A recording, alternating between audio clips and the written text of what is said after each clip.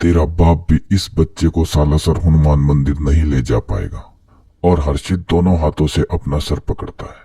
उसके अंदर से वो बुरी आत्मा उसके पापा को कहती है कि अगर तूने जबरदस्ती इस बच्चे को गाड़ी में बिठाकर सालासर ले जाने की कोशिश की तो मैं तेरे लड़के की गर्दन तोड़ दूंगा।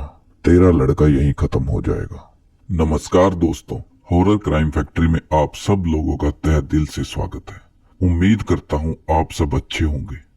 अगर किसी ने अपनी या फिर किसी और की पैरानॉर्मल एक्टिविटी जो किसी के भी साथ हुई हो और आपको उसकी कहानी पता है तो वो इस मेल आईडी या फिर इस फोन नंबर पर कॉल करके हमें बता सकता है।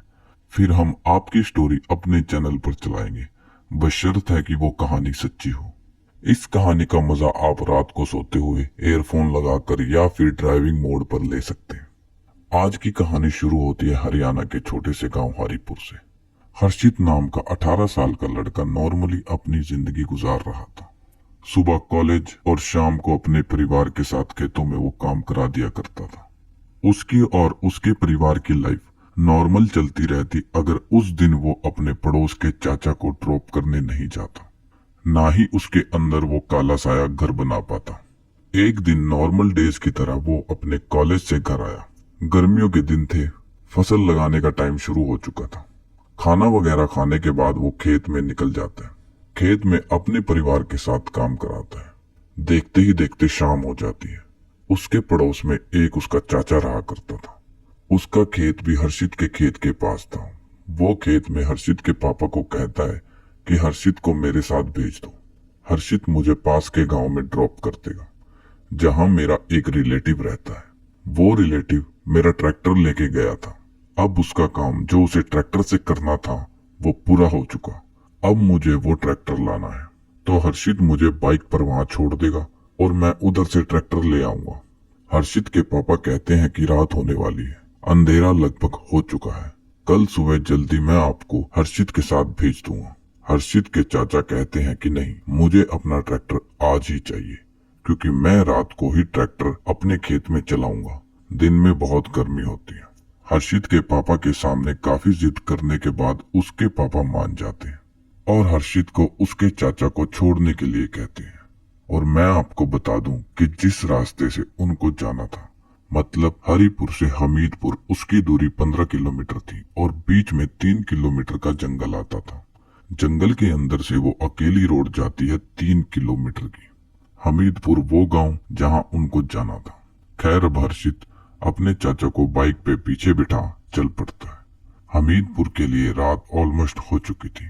वो अपना सफर शुरू करते हैं।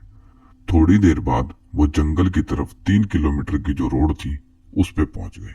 रात के वक्त उस रोड पर कोई भी सफर नहीं करता था क्योंकि लोग मानते थे कि उस रोड पे लोग रात को गहने रख कर चले जाते हैं। गहने का मतलब हरियाणा में जादू टोना को बोला जाता है। हरियाणा में लोग अपने ऊपर से किसी तरह की कष्टी या फिर किसी तरह का काला साया उतारने के लिए रोड पे गहने रखकर चले जाते हैं। गहनों में ज्यादातर एक शराब की बोतल, कटे हुए बाल, कटे हुए नाखून, इस तरह की चीजें रखते थे। खैर, अब वो दोनों हर्षित और उसके चाचा उस रोड पर पहुंचते हैं जिसकी दोनों साइड में जंगल था। उस रोड को तकरीबन 5 से 6 मिनट में वो पार कर लेते हैं और उनको उस रोड पर कोई भी मुसाफिर नहीं मिलता। उन्हें ये सब देखकर अजीब लगता है, पर वो चलते चलते बातें करते करते हमीरपुर पहुंच जाते हैं। वो दोनों उसके रिलेटिव के खेत में पहुंच गए। हर्षित के चाचा हर्षित को कहते हैं कि तू जा, मैं ट्रैक्टर ले आऊंगा, और जोर देकर कहते हैं कि उस जंगल के रास्ते से जब तुम जाओगे तो ध्यान से जाना, उस जंगल में रुकना मत। 18 साल का लड़का हर्षित उनकी इन बातों को सुनकर कहता है कि क्या चाचा, आप क्यों इतना डरते हो? भूत प्रेत काला साया गहना जोना ये कुछ नहीं होता। ये 21वीं सदी है, क्या आप भी चाचा?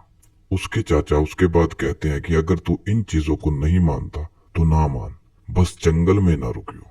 हर्षित उनका मजाक बना हामी भर के वापिस अपने गांव हरिपुर की तरफ चल पड़ता है। अब रात का वक्त एक 18 साल का लड़का अपनी बाइक से सुनसान रास्ते से होते हुए अपने घर जा रहा है। थोड़ी देर बाद वो रोड आ जाती है जिसके आसपास घना जंगल था। अब बाइक चल रही थी। हर्षित को चाचा की बात याद आई कि कुछ भी हो जाए जंगल वाले रोड पर नहीं रुकना। बात याद करते हुए उसने वहां बाइक रोक दी। हर्षित बाइक से उतरा और अपना फोन निकाल खुद की फोटो लेने लगा। 4 से 5 फोटो खींचने के बाद वो सड़क के कोने में खड़ा हो टॉयलेट करने लगा। अब वो टॉयलेट कर ही रहा था कि सड़क के किनारे जमीन से उसे थोड़ी रोशनी आती दिखाई दी। उसने टॉयलेट किया और उस रोशनी की तरफ गया।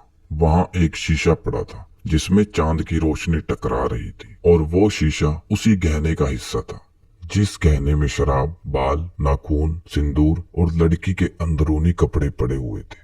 हर्षित उस गहने को देखता है और उसके पास जा हर चीज जो उस गहने का हिस्सा थी उसे अपने हाथ में उठाता है।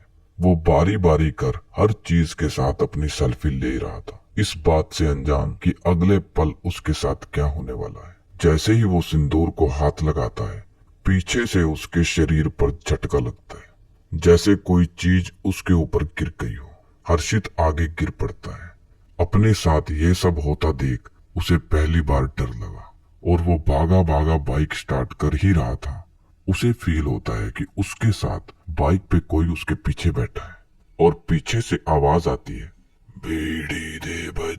हर्षित बताता है कि मैं वो शब्द आज तक नहीं बोला।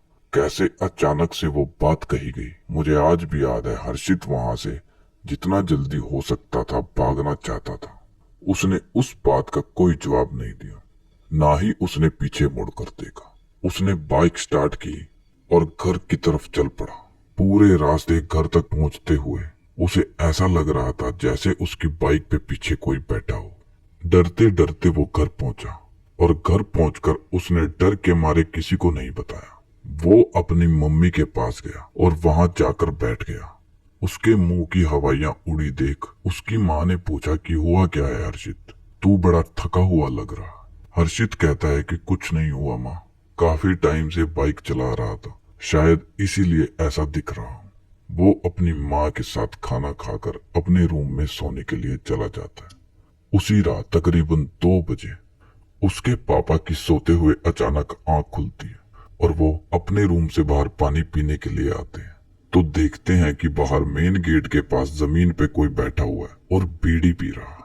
वो बाहर जाते हैं तो देखते हैं कि जो बीड़ी लोग पीकर नीचे फेंक देते थे, जो टुकड़ा बच जाता था, वो बची हुई बीड़ी हर्षित उठाकर पी रहा था। हर्षित के पापा पास जाकर गुस्से में कहते हैं कि ये क्या कर रहा है तू, अब तू ये सब करने लगा, शर्म नहीं आई तुझे इतनी छोटी उम्र में बीड़ी पीते हुए। हर्षित बैठा था और उसके पिता खड़े थे। वो अपने पिताजी की तरफ देखने के लिए ऊपर अपना मुंह करता है। उसकी आंखें और उसका फेस देखकर उसके पापा के पैरों की जमीन खिसक गई। हर्षित का फेस नीला था और उसकी आंखें लाल। हर्षित गुस्से में कहता है कि इसी बीड़ी की आग से तेरी आंखें जला दूंगा, चला जा यहाँ से। उसके पापा भागकर अंदर जाते हैं और उसकी माँ को उठाते हैं और अब वो दोनों अंदर से खड़े होकर हर्षित की हरकतें देखते हैं। इधर बाहर हर्षित जमीन पर बैठा हुआ एक के बाद एक बीड़ियां पी रहा था और फिर अचानक से बेहोश होकर वो पीछे की तरफ गिर जाता है। उसके माँ और उसके पापा उसे उठाकर उसके रूम में लेकर जाते हैं और पूरी रात उसके साथ उसी के कमरे में रहते हैं।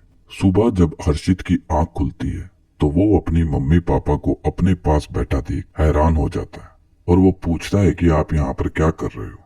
तो वो पूछते हैं कि कल रात तुम गेट के पास क्यों बैठे थे और वहां क्या कर रहे थे।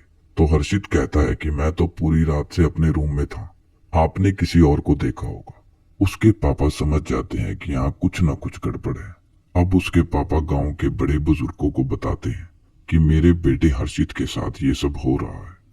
बड़े बुजुर्ग समझ जाते हैं कि हर्षित ने किसी न किसी गहने को कहीं न कहीं छुआ है, क्योंकि उस गांव में पहले भी लोगों ने जब जब गहने को छुआ उनके साथ भी कुछ ऐसा ही हुआ था। कोई ना कोई प्रेत आत्मा उनके साथ जुड़ गई थी। बड़े बुजुर्ग उसके पापा को सलाह देते हैं कि बच्चे को लेकर राजस्थान के सालासर हनुमान मंदिर लेके जाओ, वहां अपने बच्चे की हनुमान जी के सामने हाजिरी लगवाओ, सब कुछ ठीक हो जाएगा। हर्षित के पापा गांव के 2-3 लोगों को अपने साथ ले जाने के लिए राजी कर लेते हैं। अगले दिन सुबह हर्षित के पापा किराए पर गाड़ी कर हर्षित को कहते हैं कि चल हम कहीं घूम कर आते हैं। हर्षित पूछता है कि कहाँ जा रहे हैं हम पापा।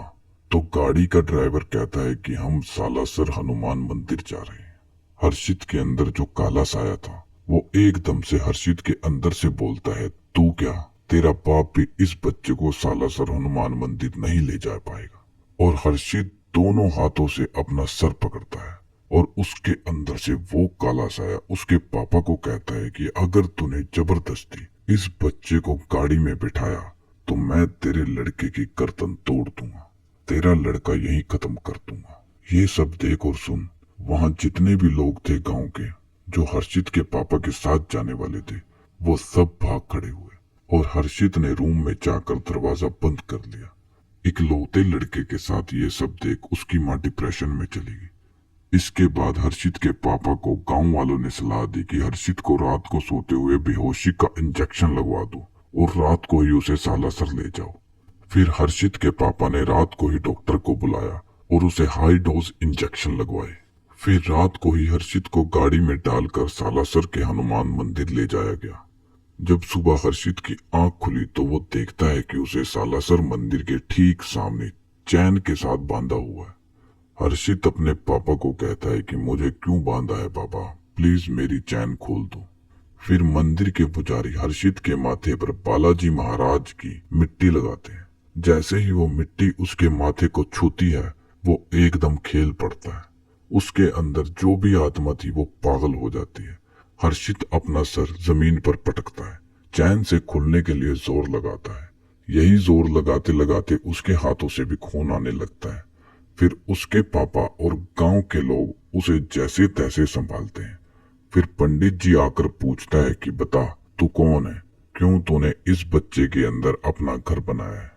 तो वो बड़े गुस्से में कहता है कि मैं नहीं, ये खुद चलकर मेरे पास आया। क्यों इसने मेरे गहने को हाथ लगाया, अब तो यही लड़का मेरा घर है और मैं इसे और इसके परिवार के हर इंसान को जान से मार दूंगा। फिर पंडित जी अंदर से हनुमान जी की गदा लेकर आते हैं और हर्षित को अंधाधुन मारना शुरू कर देते हैं।